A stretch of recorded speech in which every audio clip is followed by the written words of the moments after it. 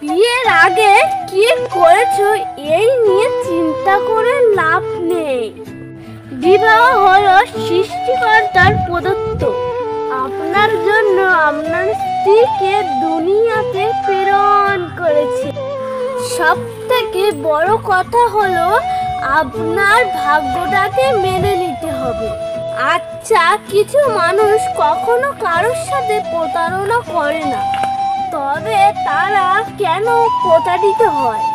কিছু মানুষ তো কখনো কারোর মন ভেঙে দেয় না, কেন তাদের মন ভাঙা হয়? কিছু মানুষ ভালোবাসতেও চায় না, তবে কেন তাদের ভালোবাসা শিখিয়ে ভালো থাকাটা কেন কেড়ে নেওয়া হয়?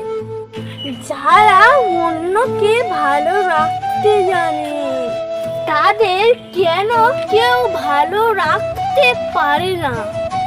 অন্যকে গুছিয়ে কেন মানুষ নিজেই অগোছালো হয়ে যায়?